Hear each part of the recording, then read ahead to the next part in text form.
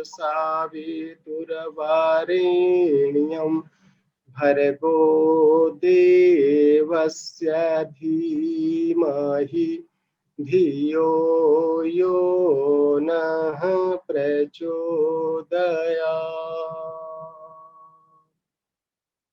चैतन्यं शाश्वतं शान्तं व्योमातीतनिरञ्जनं नादबिन्दुकलातीतं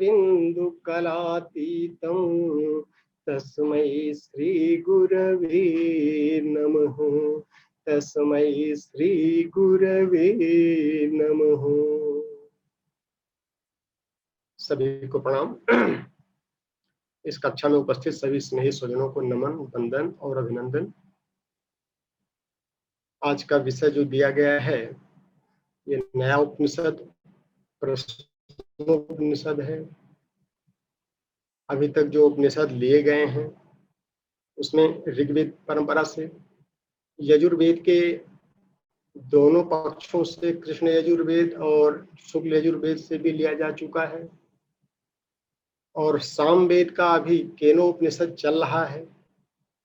तो आदरणीय शर्मा जी का यह आदेश आया कि अब एक नया उपनिषद शुरू किया जाए। तो ये लगा कि अथर्ववेद के बिना हमारा वेद ज्ञान अधूरा रह जाता है। तो अथर्ववेद में सबसे महत्वपूर्ण आता है प्रश्नोपनिषद, और प्रश्नोपनिषद जो है ये पिप्पलाद शाखा का एक ब्राह्मण ग्रंथ का एक भाग है। तो महर्षि पिप्पलाद का कंपाइलेशन है। वह एक प्रधान आचार्य के रूप में इसमें प्रतिष्ठित है, और इस प्रश्नोपनिषद का सार संक्षेप सिर्फ इतना है कि 6 ऋषि सत्ताएं हैं। कबंधी हैं, ऋषि भार्गव हैं, ऋषि आश्वलायन हैं, ऋषि सौर्यायन या गार्ग्य कह सकते हैं उनको, ऋषि सत्यकाम हैं, और सुकेशा ऋषि। ये महर्षि आश्वलायन के पास जाते हैं और एक एक प्रश्न उनसे पूछते हैं। 6 प्रश्नों की चर्चा हुई है। तो प्रयास ये है कि 6 प्रश्नों को 6 दिन में हम लोग आपस में मिलजुल करके स्वाध्याय करें। और क्योंकि उपनिषद पढ़ने की एक शैली अलग है, इसको सामान्य पुस्तकों की तरह से न पढ़ के स्वाध्याय किया जाता है, स्व का अध्ययन किया जाता है, और हमारा उद्देश्य ही स्व है। भूर्भुवः स्व तक पहुंचना होता है। और स्व के अध्ययन के लिए जो 3 हमारे ग्रंथ दिए गए हैं, एक होता है उपनिषद, दूसरा होता है गीता, और तीसरा होता है ब्रह्मसूत्र।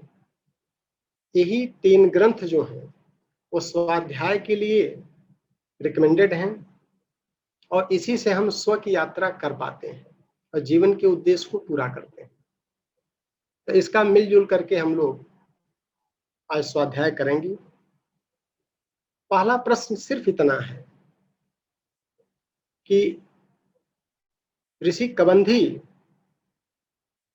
पूछते हैं आचार्य जी से कि सृष्टि की उत्पत्ति कैसे हुई, किस चीज से हुई, कौन सा तत्व आपने इस्तेमाल किया जिसके बारे में आप जानते हैं। उन्होंने बताया प्राण और रई के युग्म से इस सृष्टि की उत्पत्ति हुई है। बस ये प्रश्न है, ये उत्तर है। अगर देखा जाए सतही स्तर पर तो इसमें कुछ नहीं है, लेकिन जब इसका स्वाध्याय किया जाए तो श्रवण, चिंतन, मनन, निधिध्यासन और अंततः आत्मसात, जब तक हम पूर्णता तक नहीं पहुंचेंगे तब तक स्वाध्याय का उद्देश्य जो है वो अधूरा रह जाता है। इसलिए उपनिषदों को च्युइंगम की तरह से चबा चबा करके चबाना पड़ता है, पचाना पड़ता है। उसको पचाने के साथ फिर आत्मसात करके आचरण में घोलना पड़ता है। और तब हम पूर्णता तक पहुंच पाते हैं। तो इसमें ज्ञान के साथ में क्रिया पक्ष बहुत महत्वपूर्ण हो जाता है। अथर्ववेद आज इसलिए महत्वपूर्ण है, ऋग्वेद, यजुर्वेद और सामवेद, ये तीनों वेद ज्ञानात्मक है, ज्ञान की चर्चा कर रहे हैं। एक ज्ञान के बारे में, एक कर्म के बारे में, एक भक्ति के बारे में, ज्ञान परक चीजें बताते हैं। इसी को वेदत्रयी बोलते हैं। और वेदत्रयी का एप्लीकेशन जो होता है, उसका क्रिया पक्ष, वो अथर्ववेद है। तो जब तक हम उसका प्रैक्टिकल नहीं करेंगे, तो थ्योरी पढ़ने से सतही आनंद तो मिलेगा, कुछ खुजली भले शांत हो जाए, अच्छा लग गया, लेकिन प्रतिफल नहीं मिलेगा। हम कितनी ही चर्चा क्यों न कर लें, गुड़ मीठा होता है, गुड़ मीठा होता है, गुड़ बहुत मीठा होता है, उन्होंने कहा गुड़ मीठा होता है, लेकिन जब तक गुड़ को चखा नहीं जाएगा, चखने के बाद तो हमारी जिह्वा बंद हो जाती है। कितनी मिठास है हम महसूस कर सकते हैं, उसकी अभिव्यक्ति नहीं की जा सकती। तो चखने वाला काम जो है वो क्रिया पक्ष है, वो अथर्ववेद प्रैक्टिकल ही है। तो इसको हम देखें कि इसमें क्या है कि सृष्टि की उत्पत्ति किस चीज से हुई, प्राण और रई से हुई है, इसको किस रूप में अभिव्यक्त किया गया है।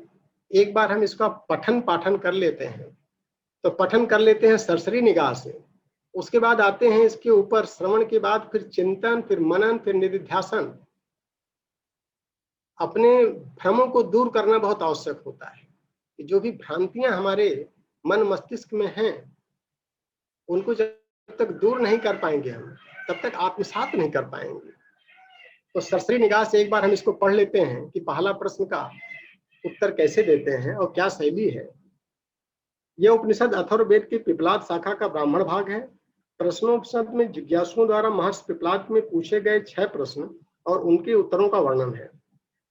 प्रथम प्रश्न में कबंधी ने प्राण और रई के संबंध में जानना चाहा। द्वितीय प्रश्न में भार्गव ने प्रजा के आधार विषय 3 प्रश्न किए। तीसरे प्रश्न के अंतर्गत आश्लायन द्वारा प्राण की उत्पत्ति के संदर्भ में 6 प्रश्न पूछे गए। चौथे प्रश्न में गार्ग द्वारा जीवात्मा परमात्मा के संबंध में 5 जिज्ञासाएं प्रकट की गईं। और 5वें प्रश्न के अंतर्गत सत्यकाम ने ओंकार उपासना जाननी चाहिए। छठा प्रश्न सुकेशा ने किया, जिसमें 16 कलायुक्त पुरुष के विषय में जिज्ञासा की गई। अंत में सभी प्रश्नों के समुचित समाधान पाकर जिज्ञासुओं द्वारा महर्षि पिपलाद के प्रति कृतज्ञता व्यक्त करते हुए उनकी वंदना की गई। ये इसकी भूमिका है, सारांश है। अब शुरू होता है शांति पाठ से। शांति पाठ बहुत ही महत्वपूर्ण शांति पाठ इसमें दिया गया सूत्र, जो हम नित्य नैमित्तिक अपने दिनचर्या में यूज करते हैं, विशेष ओकेजन पर यूज करते हैं, लोगों के कल्याण की कामना के लिए करते हैं, सर्वे भवन्तु सुखिनः के भाव के लिए इसको यूज करते हैं। क्या है वो सूत्र? ओम भद्रम कर्णेभिः शृणुयाम देवा भद्रम पश्येमाक्षभिर्यजत्रास्तुष्टवागुंसस्तनूभिर्यसेमहि देवहितं ओम स्वस्ति न इंद्रो वृधस्रवाः स्वस्ति न पूषा विश्ववेदाः स्वस्ति नस्तार्क्ष्यो अरिष्टनेमिः स्वस्ति नो बृहस्पतिर्दधातु। ओम शांति शांति शांति। इसका अर्थ क्या होता है कि हे देव, हम कानों द्वारा कल्याणमय वचनों का श्रवण करें, हम नेत्रों से शुभ दृश्य देखें और सुदृढ़ अंगों से युक्त शरीर वाले होकर आज पर्यंत देवहित में लगे रहें। इंद्रदेव हमारे निमित्त कल्याणकारी हों, उषा देव हमारा कल्याण करें, अरिष्टनाशक गरुड़ देव हमारे लिए कल्याणकारी हों तथा बृहस्पति देव हमारे लिए स्वस्ति प्रदाता हों और त्रिविध ताप हमारे शांत हों। और अब इसके आगे संस्कृत में पढ़ेंगे, समय लगेगा, तो हम सिर्फ हिंदी वाला टीका पढ़ लेते हैं कि जो परम पूज्य गुरुदेव ने इसको सार गर्भित और तपस्या के माध्यम से इसको अभिव्यक्त किया है, उसको हम संक्षेप में पढ़ लेते हैं, फिर टर्निंग पॉइंट पर डिस्कशन कर लेते हैं। भरद्वाज पुत्र सुकेशा, शिवी पुत्र सत्यकाम, गर्ग पुत्र सौर्यायणी, सूर्य का पौत्र और अश्वल पुत्र कौशल, विदर्भवासी भार्गव और कात्यायन, कात्यवंशी कबंधी आज परब्रह्म के उपासक और उनके अनुरूप अनुष्ठान में तत्पर 6 ऋषिगण परब्रह्म के प्रति जिज्ञासा भाव से हाथ में समिधा लेकर के महर्षि पिपलाद के निकट गए। उन महर्षि पिपलाद ने उन आगंतुक ऋषियों से कहा कि आप ब्रह्मचर्य पूर्वक तपस्यारत रहते हुए 1 वर्ष तक श्रद्धा पूर्वक यहीं रहें, तत्पश्चात आप अपनी इच्छा अनुसार प्रश्न करें। यदि मैं जानता होऊंगा तो आपको अवश्य ही उत्तर दूंगा। 1 वर्ष पिपलाद ऋषि के आश्रम में निवास करने के पश्चात कात्यायन कबंधी ने ऋषि पिपलाद के निकट जाकर के पूछा, भगवान, ये प्रजा किससे प्रकट हुई है, उत्पन्न हुई है? महर्षि पिपलाद ने कहा कि प्रजा वृद्धि की इच्छा वाले प्रजापति ब्रह्मा ने तप किया। तदनंतर उन्होंने रय और पाण नामक एक जुगल उत्पन्न किया और सोचा कि ये जुगल ही अनेक प्रकार की प्रजा का उत्पादन करेगा। आदित्य ही प्राण स्वरूप और रय ही चंद्र स्वरूप है। इस विराट विश्व में जो कुछ मूर्त और अमूर्त, स्थूल अथवा सूक्ष्म है, वो सब रई है, अतएव मूर्ति ही रई है। रात्रि के समापन पर पूर्व में उदित होकर के सूर्यदेव पूर्व दिशा के प्राणों को अपनी किरणों में धारण करते हैं। तदनंतर वे ही सूर्यदेव दक्षिण, पश्चिम, उत्तर, नीचे, ऊपर और दिशाओं के मध्य भागों को भी देदीप्यमान करते हैं तथा उन सभी दिशाओं के प्राणों को अपनी किरणों में धारण करते हैं। वे सूर्यदेव ही वैश्वानर, अग्निरूप, विश्वरूप एवं प्राण रूप होकर के प्रकट होते हैं। ऋचा दट वेद मंत्रों द्वारा भी इसी तथ्य की पुष्टि की गई है। और एक महत्वपूर्ण सूत्र इसमें आता है, उसको पढ़ भी देते हैं। विश्वरूपम हरणम जात वेदसम परायणम ज्योतिरेकम तपंत प्रजा नाम उदते सूर्य। वे सूर्य सर्वरूप सर्वाधार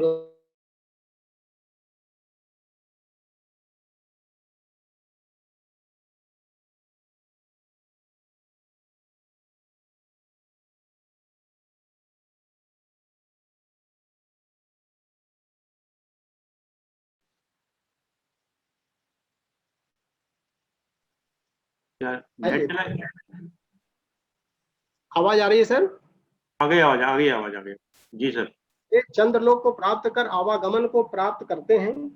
वे प्रजा की कामना करने वाले ऋषिगण दक्षिण की ओर पितरायण मार्ग से गमन करते हैं और ये पितरायण मार्ग ही रही है। आत्मशोधी पुरुष तप, ब्रह्मचर्य, श्रद्धा और विद्या द्वारा परमात्मा को प्राप्त करके उत्तर मार्ग द्वारा सूर्य लोक को प्राप्त करते हैं। वे सूर्य देव ही प्राणों के आश्रय हैं, वे ही आश्रय हैं, वे ही अविनाशी हैं और वे ही परम गति वाले हैं। अस्त इस सूर्य लोक को प्राप्त करके फिर पुनरावर्तन नहीं होता है। इस तथ्य को यह अगला मंत्र स्पष्ट करता है। कुछ विद्वान प्रजापति को 5 पैरों, 5 प्राण या 5 तत्वों और 12 आकृतियों, 12 मासों वाला तथा द्यूलोक के बीच में जल धारण करने वाले कहते हैं। अन्य विद्वानों ने उसे 7 चक्रों और 6 अरों वाला कहा है। अन्य दृष्टि से मास प्रजापति है, उसके कृष्ण पक्ष रई हैं तथा शुक्ल पक्ष प्राण है। इसलिए ये ऋषि दृष्टागण शुक्ल पक्ष में इष्ट कर्म करते हैं तथा अन्य विद्वान दूसरे कृष्ण पक्ष में इष्ट कार्य संपादित करते हैं। अन्य दृष्टि से अहोरात्र प्रजापति स्वरूप हैं। इनमें दिन प्राण और रात्रि रई है। इसलिए दिन के समय स्त्री से विहार करने वाले पुरुष अपने प्राण को क्षीण करते हैं, पर रात्रि में रति हेतु संयोग करने वाले पुरुष उसके कर्म फल से लिप्त नहीं होते हैं, अतः वे ब्रह्मचारी ही माने जाते हैं। अन्न ही प्रजापति है, उसी से बीज उत्पन्न होता है और बीज से ही समस्त प्राणियों की उत्पत्ति होती है। इस प्रकार प्रजापति के इस व्रत पालन करने वाले पुरुष कन्या पुत्र रूप मिथुन का उत्पादन करते हैं। तपस्वी और ब्रह्मचर्य पूर्वक तथा सत्यावलंबी पुरुष ब्रह्मलोक को प्राप्त करते हैं। जिन व्यक्तियों में कुटिलता, झूठ और माया, छल कपट नहीं है, वे विशुद्ध ब्रह्मलोक को प्राप्त होते हैं।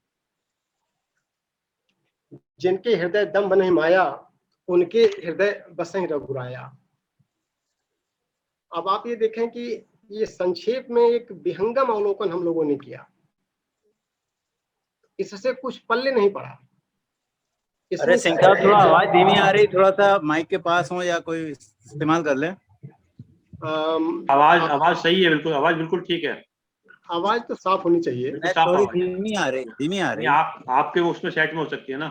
चलिए अपने वॉल्यूम की सेटिंग कर लें सर, वॉल्यूम की सेटिंग कर लें। उसी के बाद बोल रहे हैं।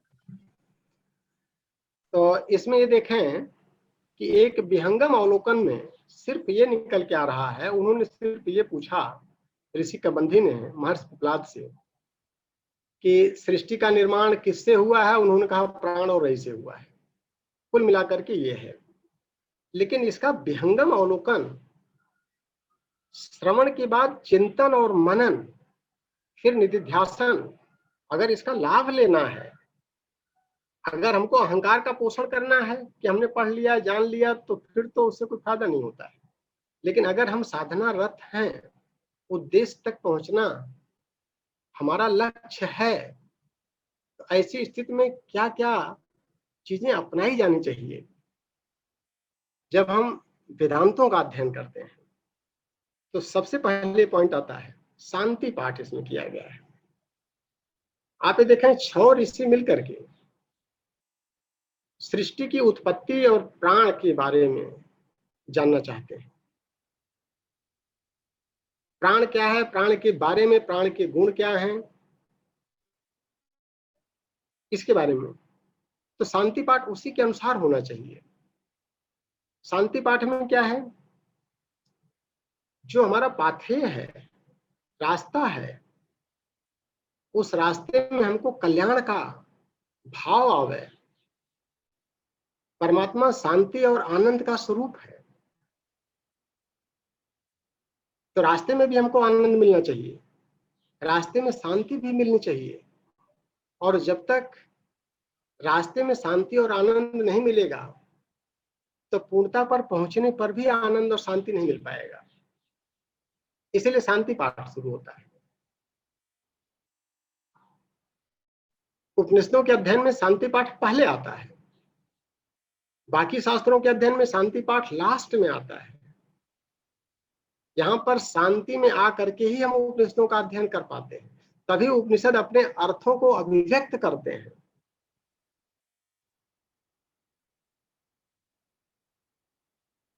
इसमें उपासना किसकी की गई है? देवताओं की गई है। कि जो हमारी इंद्रियां हैं वो देवता हैं। प्रथम देवता यहां पर लिया गया इंद्र को, दूसरे नंबर पर रखा गया है पूषा देव को, तीसरे पर अरिष्टनेमि को रखा गया है, और अंत में देवगुरु बृहस्पति से प्रार्थना की गई है कि हमारा कल्याण करें। इस रास्ते में सिर्फ कल्याण हो, सिर्फ कल्याण हो, आनंद की और शांति की, अथाह आनंद और अथाह शांति की प्राप्ति होनी चाहिए। इंद्र की चर्चा पौराणिक मान्यताओं में, जो हमारे पौराणिक कथाएं हैं,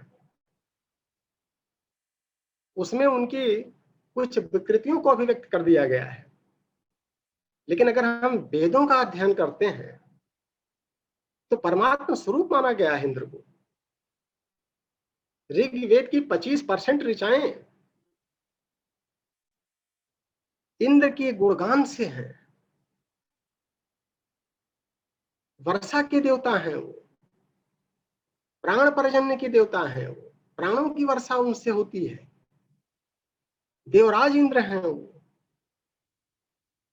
एडमिनिस्ट्रेटिव पावर उनके पास है, एडमिनिस्ट्रेशन की पूजा पहले की जाती है।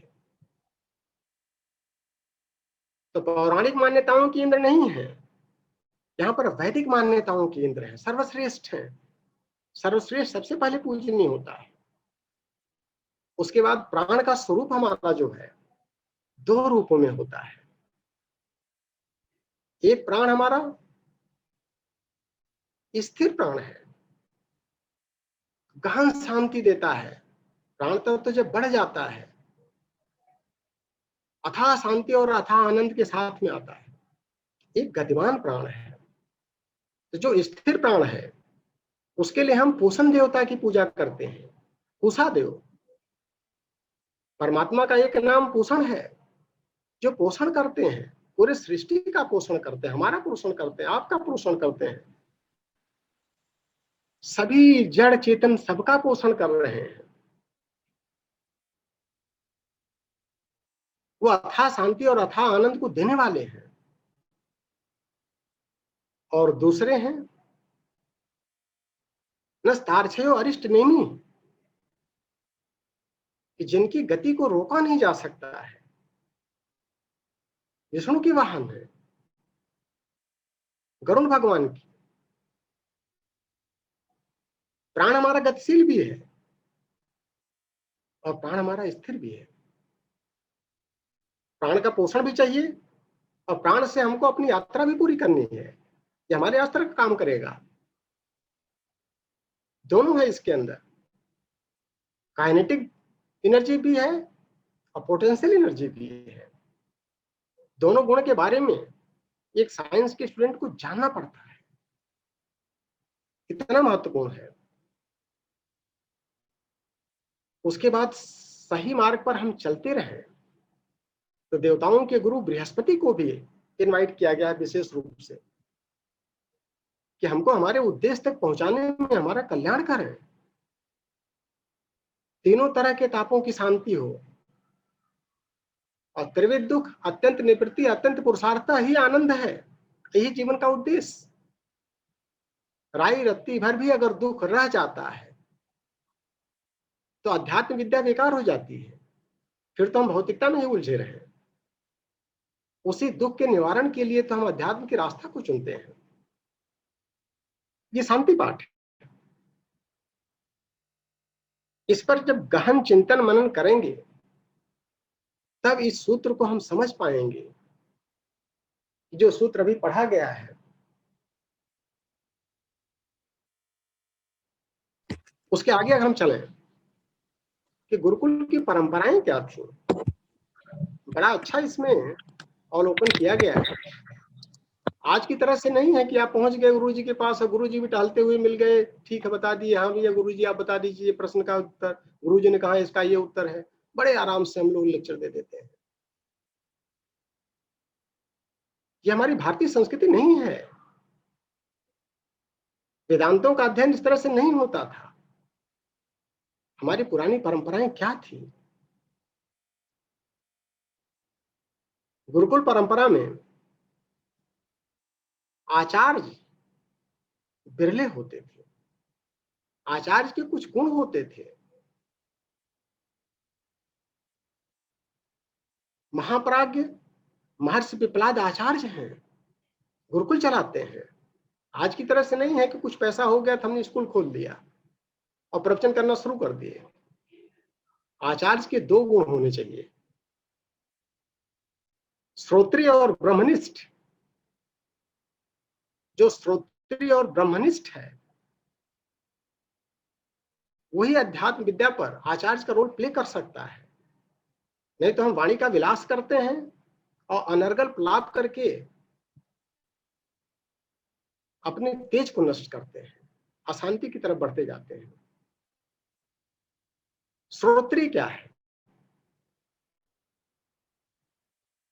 वेद ज्ञान, यथार्थ को जानता है, जो तत्व ज्ञान को जो जानता है। ब्रह्मनिष्ठ कौन है?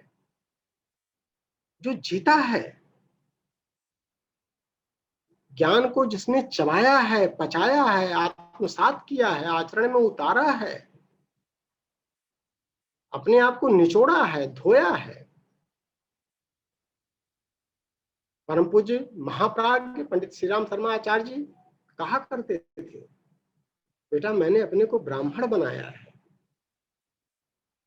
24 साल तक घनघोर तपस्या करके उन्होंने ब्राह्मण ही तो बनाया।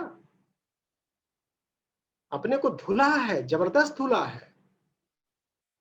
क्यों? क्योंकि ब्रह्मनिष्ठ बनना था उनको। जो शास्त्रों में लिखा है उसको आचरण में उतारना था।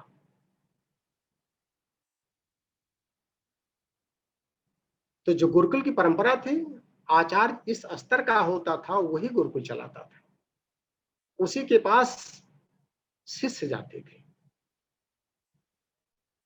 आचार्य को भी शिष्य की तलाश रहती थी और शिष्य आचार्य की गरिमा के अनुरूप अपने विषयों को लेकर जाते थे। दूसरा, विद्यार्थी। विद्यार्थियों का क्या गुण होता था?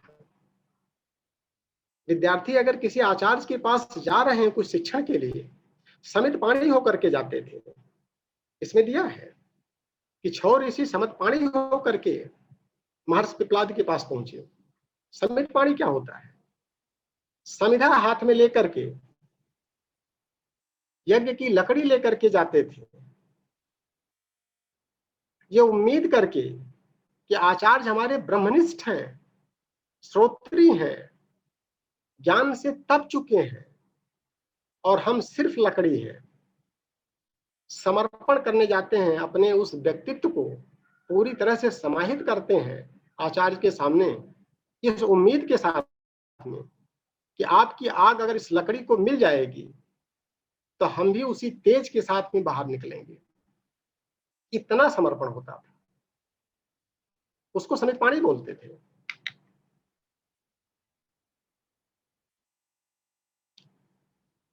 अटल अनुशासन।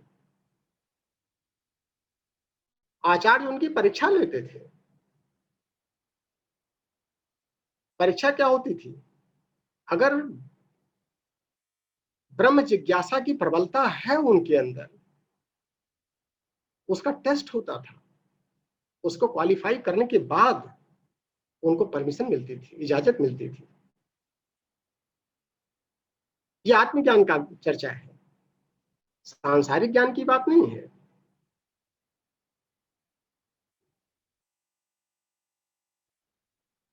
आप देखें जहां जहां भी इस तरह का मैटर आया है, कठोपनिषद में नचिकेता जाते हैं यम के पास, यमाचार्य के पास। यमाचार्य ने भी परीक्षा लिया, 3 रात्रि बाहर रुकना पड़ा उनको।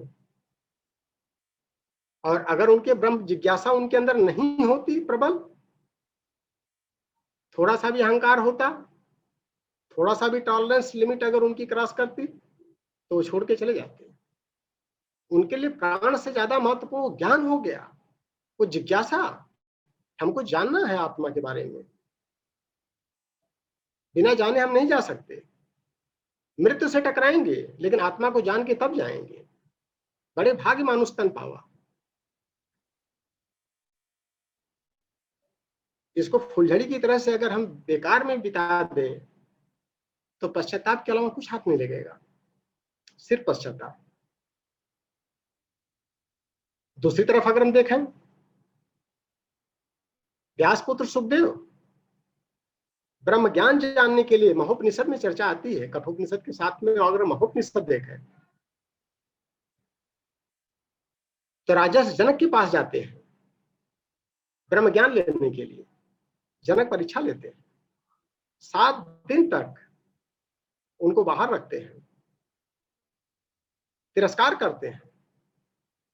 उसके बाद एक से बढ़कर के एक भोग की चीजें उनके सामने लाई जाती हैं। सारी सुख सुविधाएं जो इंसान सोच नहीं सकता है वो सब उनके सामने दी गई, लेकिन वो भूखा है व्यक्ति आत्मज्ञान का। और जब 7 दिन में उनकी टेस्टिंग हो जाती है, फिर लगता है कि इनके अंदर एब्जॉर्प्शन की क्षमता आ गई है, आत्मज्ञान को एब्जॉर्ब कर सकते हैं, विवेक क्षमता डेवलप हो सकती है। वो परीक्षा है। 7 दिन के बाद उनको परमिट करते हैं अंदर आने के लिए। जब सारी सुख सुविधाओं को लालच दे करके देख लेते हैं ये इन सब से बहुत ऊपर उठ चुके हैं, विचलित नहीं होने वाले हैं, तब वो आत्मज्ञान के लिए तैयार होते हैं। वही दृष्टांत यहां भी आता है प्रश्नोपनिषद में। महर्षि पिपलाद ने क्या कहा? आप लोग अगर जानने आए हैं, कुछ प्रश्न पूछने आए हैं, आत्म विषयक ब्रह्म विषयक प्रश्न अगर पूछना है तो आपको 1 वर्ष तक इस आश्रम में रहना पड़ेगा। इस आश्रम के अनुशासन को पालन करना पड़ेगा, अपनी दिनचर्या को इसके अनुकूल रखना पड़ेगा। और 1 साल के बाद अगर उचित होगा तो हम आपको अलाउ करेंगे, और फिर आप प्रश्न पूछिएगा और फिर विनम्रता सदगुरु की देखिए। अगर हमको प्रश्न का उत्तर आएगा तब हम बताएंगे, उत्तर नहीं आएगा तो विनम्रता से हम बोल देंगे कि हमको नहीं पता है। आजकल हमको अगर कुछ नहीं पता है तो सबसे बढ़िया बताते हैं, जिसके बारे में कोई जानकारी नहीं रहती उसके बारे में सबसे बढ़िया बता जाते हैं हम लोग। और महाप्राज्ञ महर्षि पिपलाद ये कहते हैं कि 1 साल के बाद जो आपके प्रश्न आएंगे, अगर उनका समुचित उत्तर, और समुचित उत्तर वही होता है कि जो आचरण में आचार्य डाला है, जिसका उसको अनुभव है, अनुभवजन ज्ञान को ही दिया जा सकता है, दूसरे का अधिकार देने का आपका नहीं है। किताब पढ़ करके हमारा कोई अधिकार नहीं है। किताब लिखने वाला जानता होगा कि उसने नकल करके लिखा है या अनुभव जन्य लिखा है। ये साधना का पथ है। ज्ञान और क्रिया दोनों मिला करके आचरण में उतारी जाती है। ये गुरुकुल की परंपरा है। 1 साल के बाद उनका एंटीना रिसीव करने की कंडीशन में आता है, अनुशासन में आते हैं, संयम की जिंदगी जीते हैं, फिर यथार्थ को समझने की क्षमता आती है कि प्राण तत्व को अब समझा जा सकता है, आत्म विषयक परमात्म विषयक तत्व विषयक चर्चा की जा सकती है। उसके बाद परमिट करते हैं प्रश्न पूछने का।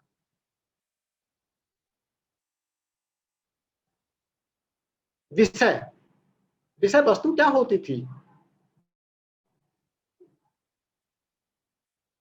गुरुगृह पढ़न गए रघुराई, अल्पकाल विद्या सब आई। सारी विद्याएं अल्पकाल में आ गई। कौन सी विद्या थी सारी? 2 विद्याएं होती हैं। अभी हम लोग ईशावास्य उपनिषद में चर्चा कर चुके हैं। विद्याम च अविद्याम च यस्तद्वेत उभयगम स अविद्यामृतम तीर्थवा विद्या अमृतम अस्मृते। एक अविद्या जो सांसारिकता को आनंद के साथ में सफलता पूर्वक पार करने की कला सिखाता है, उसको अविद्या या शिक्षा बोलते हैं। उसके अंदर वो सारी आ जाती हैं जो आजकल यूनिवर्सिटियों में चल रही, इंस्टीट्यूट में, मैनेजमेंट में, सब में चल रहा है, वो अविद्या में आता है। और दूसरा होता है अध्यात्म विद्या। विद्या नाम अध्यात्म विद्या। विद्याओं में अध्यात्म विद्या हूं, कृष्ण कहते हैं। अध्यात्म विद्या में 3 चीजें आती हैं: तत्व ज्ञान, आत्मज्ञान और ब्रह्म ज्ञान। इन तीनों को मिला करके अध्यात्म विद्या होती है। एक को सावित्री और दूसरे को गायत्री। और गायत्री और सावित्री दोनों को अगर मिला दिया जाता है तब आता है कि गुरुगृह पढ़न गए रघुराई, अल्पकाल विद्या सब आई। बला और अतबला विद्या दोनों को सीखा उन्होंने अल्पकाल में।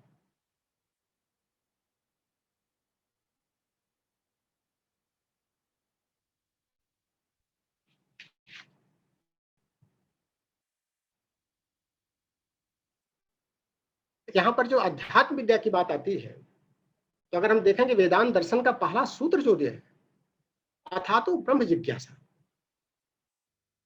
दुनिया के जब सारे थपेड़े से व्यक्ति लहूलुहान हो जाता है, उसकी बुद्धि जब काम करना बंद कर देती है, अपनी सारी खोपड़ी का इस्तेमाल, जितना भी तर्क वितर्क कुतर्क, जितना भी उसके अंदर क्षमता है, वो सब करके तो थक जाता है, लहूलुहान आ जाता है, हो जाता है, तब वो चलता है जानने, अब हम ब्रह्म विद्या के बारे में जानेंगे, यथार्थ क्या है। लोग कहते हैं कि इस पूरा संसार ही आनंद से बना हुआ है, संसार आनंद में है और आनंद को प्राप्त होता है, और हम दुखित हैं, चारों तरफ दुख में ही डूब रहे हैं। गलती किस स्टेज पर आती है? फिर अध्यात्म विद्या दिखाई पड़ती है, अथातो ब्रह्म जिज्ञासा। और इसके लिए पूर्ण योग की बात आती है, हम पूर्णता तक पहुंचने की बात करते हैं। अध्यात्म विद्या उसे कहते हैं कि जिसको जानने के बाद कुछ जानना शेष नहीं रहता है और उसको पाने के बाद कुछ पाना शेष नहीं रह जाता है। यह अध्यात्म विद्या है, इसको प्राप्त करने की बात है। यह हमको अमरता तक यात्रा कराती है। उसके लिए पाथे की आवश्यकता है, उसके लिए सदगुरु की आवश्यकता है, और वो सदगुरु वही हो सकता है कि जो वहां पहुंच चुका है। उसके पहले वाला सदगुरु नहीं हो सकता है। वो गुरगंटार हो सकता है, शिक्षण दे सकता है, विद्या नहीं दे सकता है। उसके लिए आवश्यकता क्या पड़ती है? पहले ज्ञान, फिर कर्म, समर्पण के साथ। जब तक ज्ञान के साथ में क्रिया पक्ष नहीं जुड़ेगा, तब तक अनुभवजन्य ज्ञान नहीं हो पाएगा। हम चर्चा तो कर लेते हैं, लेकिन अभ्यास करना भूल जाते हैं। अभ्यास और वैराग्य दोनों की बात कृष्ण ने किया है। अभ्यासेन तु कौन्तेय वैराग्येण च गृह्यते। बिना अभ्यास के पूर्णता तक नहीं पहुंचा जा सकता है। किसी को आप ले लें, महर्षि अरविंद की चर्चा अभी चली है कक्षा में, 1-2 कक्षा पहले आदरणीय पीएम सक्सेना साहब ने लिया था उनके जीवन दर्शन पर। उनके अगर फिलॉसफी में जाए हम, 4 साधन दिया उन्होंने, शुद्धि, मुक्ति, सिद्धि, फिर भुक्ति। पहले शुद्धि, बाह्य आभ्यंतर शुद्धि जब तक नहीं होगी, शुरुआत ही शुद्धि से है, और शुद्धि के बाद फिर मुक्ति, मुक्ति के बाद फिर सिद्धि। साधना करना ही पड़ेगा। एकत्व को स्थापित करने के लिए हमको पूरा प्रयास करना पड़ेगा। उसके बाद हम भुक्ति के लिए, भोग के लिए तैयार होंगे। सांसारिकता में क्या करते हैं, पहले भोग कर लीजिए। भोग की कला पता ही नहीं है, छुंछ हो जाते हैं, खोखले हो जाते हैं। दिव्य भोग की बात आई है। पातंजल दर्शन में आप जाएं, वहां पर भी शुरुआती समाधिपाद से होता है। समाधिपाद फिर साधन पाद। बिना साधन पाद के हम विभूति पे पहुंच ही नहीं सकते, और विभूति के बाद ही कैवल्य का नंबर आता है। ये 4 पाद। कोई चीज उपासना, साधना और आराधना में है। आराधना के लिए हम निकल जाते हैं, साधना किया ही नहीं हमने, पालूषण फैला देते हैं बाहर। तो क्रिया बहुत जरूरी है। बिना साधना के जो कुछ हम चर्चा करते हैं, इसको साधना में आत्मसात करना पड़ेगा। जो गियर फंसेगा, गियर को सुलझाना ही पड़ेगा। उसके बाद हम आगे की यात्रा कर पाएंगे, नहीं तो उलझ के रह जाएंगे, फिर लहूलुहान हो जाएंगे।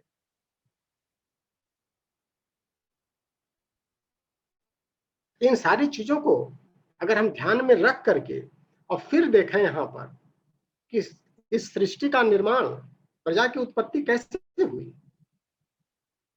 तत्व को जानना चाहते हैं कि जिसके जानने के बाद कुछ जानना शेष न रह जाए। इतना बड़ा संसार, इतनी बड़ी सृष्टि, इतना बड़ा ब्रह्मांड बना है, एक मन में आना चाहिए फीलिंग, एक जिज्ञासा उठनी चाहिए, प्रबल जिज्ञासा कि हम आत्मा के बारे में जानना तो चाहते हैं। और आत्मा सर्वव्यापी है,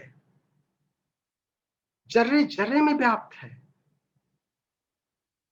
जिसके बिना एक पत्ता नहीं हिल सकता पूरे विश्व ब्रह्मांड का। उस पर ब्रह्म को अगर हम पाना चाहते हैं, उसको जानना चाहते हैं,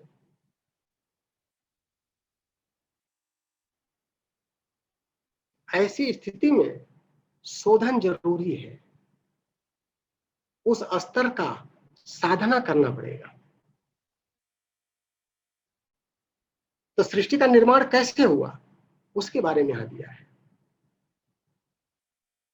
ढेर सारे हमारे उपनिषद हैं जो सृष्टि के बारे में गहन चर्चा किए हैं, और उनकी शैली अलग अलग है, सबके मकसद एक है। जो सबसे सटीक आया हमको ये मिला, गायत्री हृदय में एक उपनिषद है। वहां पर गायत्री की उत्पत्ति कैसे हुई, इस सृष्टि का निर्माण कैसे हुआ, उसके ऊपर बहुत विहंगम चर्चा की गई। उस पर ब्रह्म ने सबसे पहले जल बनाया। जल क्या है? जल ये H2O वाला जल नहीं है, यहां हम भटक जाते हैं। सबसे पहले अगर कुछ बनता है तो सूक्ष्मता में बनता है, स्थूल में तो बहुत बाद में आता है। जल का मतलब आनंद से है। वह आनंद प्राण का स्वरूप है, जिसमें अथाह शांति और अथाह आनंद है। उसी से सृष्टि का निर्माण हुआ है। उसका मंथन किया, उंगलियों के माध्यम से मंथन से फेन पैदा हुए, बुदबुदे पैदा हुए, अंड पैदा हुआ, ब्रह्मांड पैदा हुआ, आत्मा आई, आत्मा से फिर ओंकार पैदा हुआ, ओंकार से बेहतियां आई, बेहतियों से गायत्री आई, गायत्री से सावित्री आई, सावित्री से सरस्वती आई, सरस्वती से वेद बने, वेद से ब्रह्मा आए, ब्रह्मा ने लोकों का निर्माण किया। ये पूरा फार्मूला है। यहां पर उसको बहुत संक्षेप में दे दिया है। आत्मा ने प्राणो जायते, आत्मा ने प्राण को पैदा किया। अगर हम सूक्ष्म में जाएं तो सबसे पहले आनंदमय कोश आया। आनंदमय कोश में जब मंथन होता है तब विवेक दृष्टि निकलती है, संकल्प पैदा होता है कुछ करने का, उसको कहते हैं विज्ञानमय कोश। और जब विज्ञानमय कोश में विचारणाएं आती हैं तो मन चलता है, तेजी से, तीव्रता से चलता है, गतिशीलता आती है मन की, तो मनोमय कोश पैदा होता है। और मनोमय कोश में जब विचार की तरंगों में टकराहट होती है, बहुत तेजी से विचार इधर से उधर जब मूवमेंट करते हैं, आग पैदा होती है, वही प्राणमय कोश है। उसके बाद नंबर आता है स्थूलता में आने का, अन्नमय कोश। ये सूक्ष्म में आता है। अब इसके बाद अगर हम आते हैं स्थूल में, चूंकि ये बुद्धि कम आ पाती है अपनी समझ में, तो स्थूल ज्यादा समझ में आता है। तो प्राण तत्व के दो रूप यहां पर दिए गए, एक गतिशील, एक स्थिर। अगर गीता में हम जाएं तो गीता में भी कृष्ण ने यही कहा है कि मेरी द्विधा प्रकृति है, एक परा प्रकृति, एक अपरा प्रकृति। अपरा को फिर उन्होंने अष्टधा प्रकृति बताया, पंचभूत और मन बुद्धि अहंकार, 8 प्रकृति। उसी को अगर हम यहां लें तो यहां पर 24 तत्व आते हैं। 24 तत्व कौन है? पंच महाभूत हो गए, और पांचों महाभूतों से और प्रोडक्शन होता है, 5 कर्मेंद्रियां, 5 ज्ञानेंद्रियां, 5 तन्मात्राएं, और उसके बाद मन बुद्धि अहंकार और प्रकृति, ये मिलकर के 24 होते हैं। इसी 24 तत्वों से सृष्टि का निर्माण हुआ है। तो जो कुछ मूर्त है और जो अमूर्त है, जो स्थूल में है, जो सूक्ष्म में है, उसके अंदर ग्रहणशीलता है, उसको रई बोल दिया गया।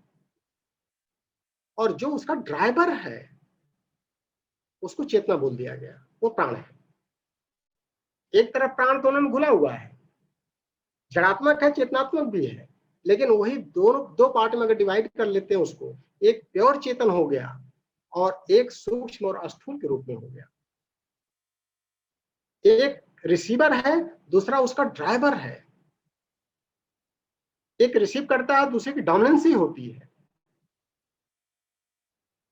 सविता सर्वभूतानां सर्वभावान प्रसूयते और सवनाथ प्रणनाथ चैव तेन सविता चोच्यते।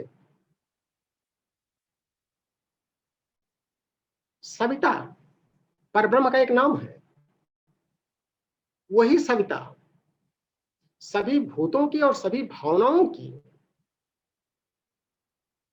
दोनों की रचना करता है, पोषण भी करता है, सेता उसको है, प्रणयन करता है और समन भी करता है।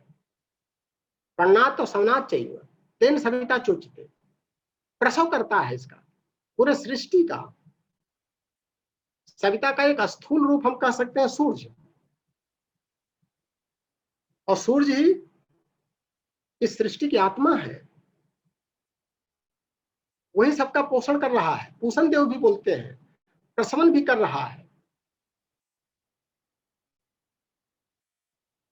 तो यहां पर जो भी शैली दी गई है एक्सप्लेन करने की, संवत्सर अगर हम लें, इसको कृष्ण पक्ष शुक्ल पक्ष के रूप में बताया गया, दिन और रात के रूप में बताया गया है, 6 माह के रूप में बताया गया है, ऋतुओं के रूप में बताया गया है, इनका उदाहरण दिया गया है।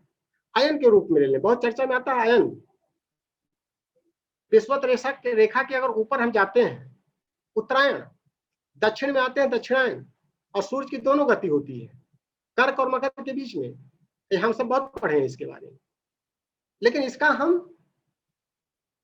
अगर ध्यानात्मक चर्चा करें, चेतना की गहराई में जाके चलें, तो दक्षिण से उत्तर की जो यात्रा होती है, उत्तरायण की यात्रा, वो देवयान मार्ग है। उस मार्ग से जाने पर न पुनरावर्तते। और अगर हम दक्षिण की तरफ यात्रा करते हैं तो पितृयान मार्ग होता है। पितृयान मार्ग क्या है? अगर हम स्वार्थ संकीर्णता में अपने अपने परिवार कुटुंब के बीच में जी रहे हैं, उनके लिए जी रहे हैं, मर रहे हैं, खप रहे हैं, स्वार्थ संकीर्णता में उसको दक्षिणायन की यात्रा बोलते हैं। और उत्तरायण की यात्रा पूरे विश्व ब्रह्मांड के लिए, पूरा विश्व ब्रह्मांड ही हमारा शरीर है। एक भाव ये भी आ सकता है अहंकार का, अहम ब्रह्मास्मि, तत्त्वमसि, त्वं तदसि, प्रज्ञानम ब्रह्म। जब इस तरह के भाव हमारे अंदर प्रस्फुटित होने लगते हैं तो हमारी यात्रा उत्तरायण की होने लगती है। यही कुंडलिनी जागरण है। पंचाग्नि विद्या की जो शिक्षा है इसी को बोलते हैं। लेकिन हम चूंकि बाल बुद्धिवत चलते हैं, कर्मकांडों में उलझे रहते हैं, पूरी सृष्टि की प्रक्रिया जो है, यज्ञ प्रक्रिया में सृष्टि चल रही है। कैसे होता है यज्ञ आप देखें, गीता में भी चर्चा आई है। देवलोक में श्रद्धा की अगर हम आहुति डालते हैं तो सोम पैदा होता है। देवलोक को आप रई मान लीजिए, श्रद्धा को आप प्राण मान लीजिए। तो प्राण की रई में अगर आहुति होते हैं, प्रोडक्शन क्या होता है? सोम। और सोम जब बादल से मिलते हैं तो वर्षा होती है, प्राण पर्जन्य की वर्षा हो रही है। ये साधारण जल की बात नहीं हो रही है, चेतना का विषय है। ये आत्म विषय चर्चा चल रही है, परमात्म विषय चर्चा चल रही है। यहाँ पर हम साधारण वर्षा से न लें। सोम की आहुति बादल के साथ में, सोम क्या हो गया? प्राण। बादल हो गया रई, प्रोडक्शन क्या निकला? प्राण पर्जन्य वर्षा। और वर्षा जब पृथ्वी पर पड़ती है तो वृक्ष, वनस्पतियां, अन्न पैदा होते हैं। पृथ्वी हो गई रई और प्राण की वर्षा जो हो रही है वो हो गया प्राण पर्जन्य। तो प्राण और रई का फिर मिलन हो रहा है, मैथुनिक क्रिया चल रही है, संभोग क्रिया चल रही है इसकी। और फिर इसी अन्न से जब अन्न ये जीवात्मा लेती है तो बीज पैदा होता है। यहां फिर मैथुनिक क्रिया हो रही है। हम अपने को संकीर्ण दायरे में न बांधे, पूरे विश्व ब्रह्मांड की चेतना की विषय चल रही है, उससे बीज पैदा होता है। और फिर बीज से रज का अगर संयुक्तिकरण करते हैं, प्राण और रई फिर मिलते हैं, प्रजा उत्पन्न होती है। ये सृष्टि चलती रहती है, इसी से निर्माण हो रहा है। इसी को यज्ञ की क्रिया बोलते हैं। और यही होता है यज्ञार्थत कर्मणो अन्यत्र लोको एवं कर्म बंधन तदर्थम कर्म कौन्तेय मुक्त संग समाचरण। इस यज्ञ प्रक्रिया में अगर हमारे सारे कर्म सहयोगी बनते हैं तो वो कर्म कहलाते हैं, बाकी सब कर्म बंधन होता है। और इसी यज्ञ प्रक्रिया को जब संपन्न करने के लिए गायत्री साधक जाते हैं, यज्ञ संपन्न करने के लिए पहला काम क्या करते हैं? अग्नि की स्थापना करते हैं। एक मंत्र बोल दिए कोई अग्नि का, उसके बाद अग्नि को प्रज्वलित करते हैं। प्रज्वलित करने का क्या मंत्र बोलते हैं? पंखे से उसको फूंकते हैं ताकि अग्नि प्रज्वलित हो। ओम उद्बुद्ध स्वाग्ने प्रति जागृत निष्ठा पूर्ते सघोम सृजथा मंच सद्धते अद्भुत तस्मिन् विश्व देवा यजमानस्य सीदत। मंत्र का अर्थ क्या है, क्या मतलब है, कोई लेना देना नहीं। यहां पर हम दक्षिण से उत्तर यात्रा की बात कर रहे हैं कि मूलाधार से उसको अद्भुत रश्मिन सहस्रार्थ तक पहुंचाओ, ताकत लगाओ, अधोगामी मत बनो, आत्मा को अधोगामिता में मत ले जाओ, ऊर्ध्वगामी बनाओ। उद्बुद्ध स्वाग्ने प्रति जागृत, अपनी अग्नि को, कौन सी अग्नि? प्राणाग्नि, जीवाग्नि, योगाग्नि, आत्माग्नि, ब्रह्माग्नि, ये पंचाग्नि विद्या है। इस अग्नि को उठाने की बात आई है। और यही एक सूत्र नरेंद्र को जब मिल गया कठोपनिषद में, जीवन दिशा उसकी बदल गई। उत्तिष्ठ जागृत प्राप्त बरान्य बोधक, क्षुरस्य धारा निस्ता दुरत्या, दुर्गम पथस तत्कवयो वदन्ति। क्यों कहा दुर्गम पथस तत्कवयो वदन्ति? क्योंकि हमारी अधोगामिता है, एक स्वभाव हमारा नीचे गिरने का है, दक्षिणायन में जाने का है, पितर बनने का है, पितृयान के मार्ग पर जाने का है। जाना कहाँ है? देवयान मार्ग पर, जहां से न पुनरावर्तते। आनंद और शांति की अथाह आनंद अथाह शांति की यात्रा है। वो प्रश्न यहाँ पर कबंधी पूछ रहे हैं महर्षि पिपलाद से। उस प्राण और रई के बारे में चर्चा हो रही है। ये एक सूत्र जो नरेंद्र को विवेकानंद बना देता है। परम पूज्य गुरुदेव ने उस गायत्री की बात किया है, उसी गायत्री को लेकर के गायत्री वा इदम सर्वम भूतम यज्ञम किंच, ये क्यों कहा गया छांदोग्य उपनिषद में? इसीलिए कि ये प्राण से ही सब कुछ बना है। यहाँ पर सृष्टि में प्राण के अलावा कुछ है ही नहीं, और गायत्री को ही प्राण कहते हैं। गायत्री ही प्राण है। ज्ञान प्राणांत रायते सा गायत्री, यही तो आता है ऐतरेय ब्राह्मण में। ये सूत्र बहुत इंपॉर्टेंट है। सब कुछ प्राण ही है। तो जब हम प्राण की साधना करते हैं तो गायत्री कोई देवी देवता फोटो नहीं है, ये प्राण की शक्ति है।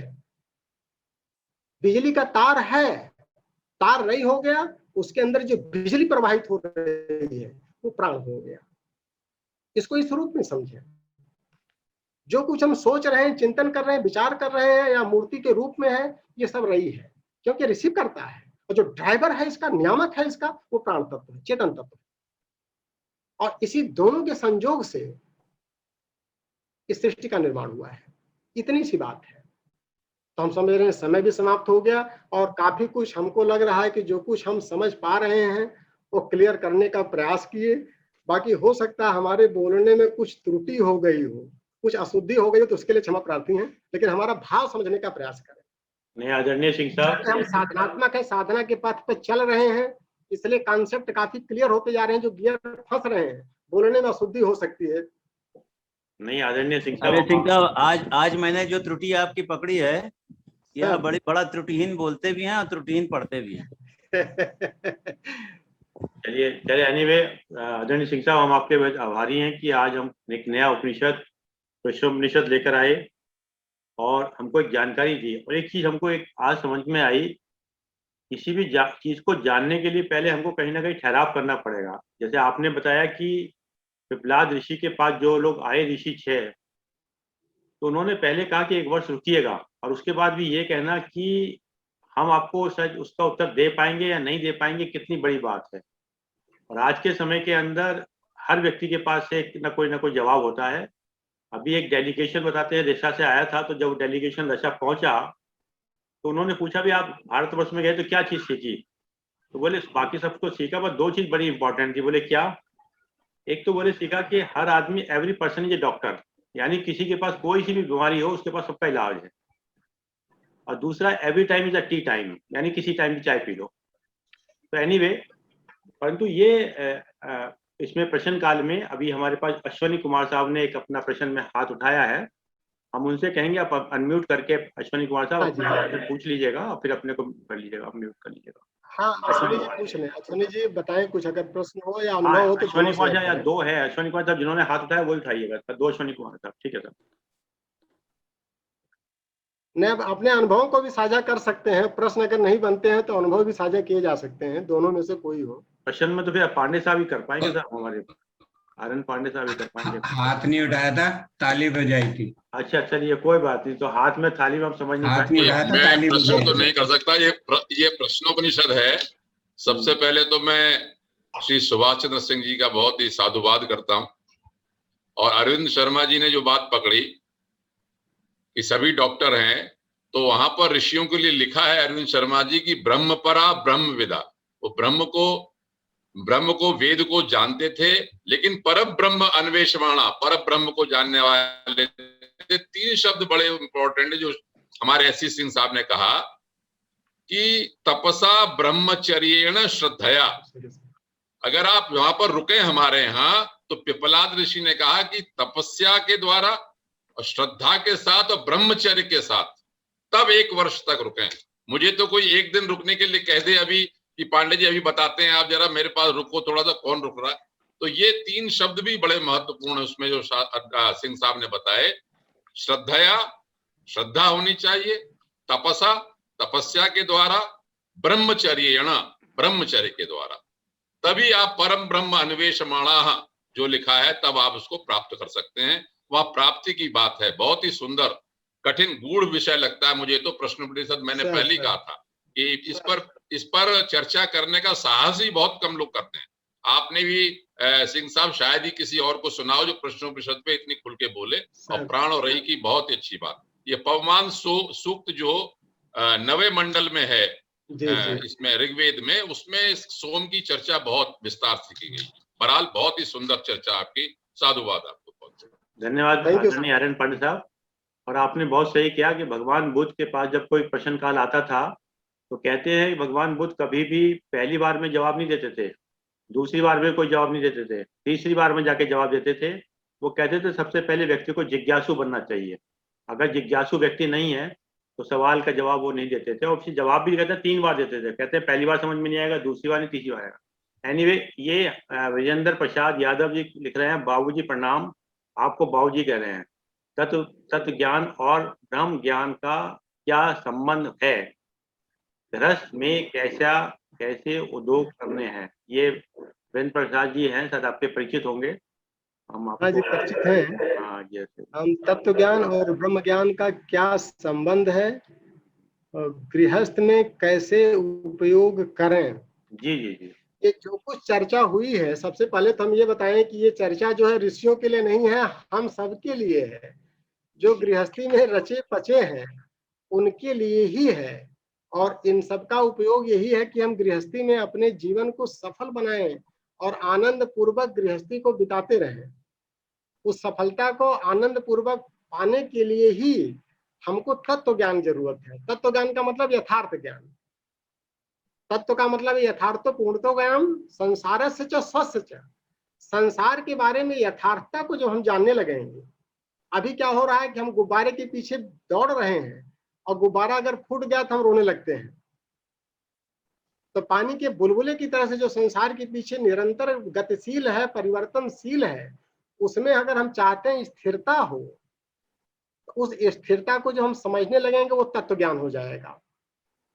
और जब स्व के बारे में आत्म विषयक अंदर से जो एक रास्ता आ रही है, जब उसके बारे में जानकारी हमारी होने लगेगी तो फिर वो आत्म विषयक हो जाएगा। और यही आत्म विषयक थोड़ा सा बड़े स्वरूप में हो जाएगा। हम ब्रह्मास्मि का जब भाव आने लगेगा तो ब्रह्म ज्ञान हो जाएगा। तो आत्मज्ञान और ब्रह्म ज्ञान में कोई बहुत अंतर नहीं है, बस खाली चिंगारी और ज्वाला का अंतर है। चीजें दोनों एक ही हैं। चिंगारी को समझना आसान होता है, ज्वाला को समझना कठिन होने लगता है। तो यथार्थ में जब हम यथार्थ का दर्शन करने लगे कि जो कुछ परिवर्तनशील है उसके पीछे सत्य क्या है, वो तत्व ज्ञान है। जैसे 24 तत्वों से अभी सृष्टि का भी बात हुई है, पंचभूतों की बात हुई है, तो पंचभूतों के जब यथार्थ को देखने लगेंगे, अब जैसे जल कहे तो जल का मतलब खाली H2O न ले हम। जहां पर भी शास्त्रों में बात आई है कि अंगुलियों से जल का मंथन किए, रस का मंथन किए, वो आनंद है। एको अहम बहुत श्यामी, एक भाव प्रकट हुआ। वहां से हमारी संकल्प शक्ति आती है और संकल्प पे विचारना आती है। संकल्प के अनुसार प्राण अपना नेचर परिवर्तित कर देता है। तो इसलिए तत्व ज्ञान को हम लेके चले। तत्व ज्ञान में अगर आएंगे तो आनंद के साथ यात्रा करेंगे। और गृहस्थ में जब भी हम देखें कि विवेक दृष्टि की आवश्यकता पड़ रही है, और तत्व ज्ञान से ही विवेक दृष्टि आती है, यथार्थ का दर्शन खाली है। तो ये आचार्य जी हम समझ रहे हैं कि आदरणीय वीरेंद्र प्रसाद जी हमारे आचार्य जी हैं। बहुत बढ़िया, बहुत ये मैंने तो सिंह साहब, मुझे तो लग रहा है आपका ओरा मंडल ऐसा हो गया, अब जब आप लेक्चर दोगे 5-7 आपके साथ में शिष्य आ जाया करेंगे बीच में, तो अच्छा है। मतलब हमारा भी जूम की जो है कैपेसिटी बढ़ जाएगी आगे से। अच्छा भाई साहब, ये लोग तभी प्रकट होते हैं जब आप आते हैं। अच्छा भाई साहब, अशोक निमा साहब कुछ कहना चाह रहे हैं, कुछ आते नहीं सिंह साहब, बड़ा अच्छा लगा क्योंकि भाई साहब, सिंह साहब हम लोग कभी चर्चा करते थे तो जब पंचकोश की बात करते थे तो अन्नमय कोश से शुरू करते थे, प्राणमय कोश जाते थे, मनोमय कोश जाते थे। आपने सुना भी था जब अपनी व्याख्यान हुआ था, उसके बाद फिर विज्ञानमय कोश और फिर आनंदमय कोश की बात करते थे।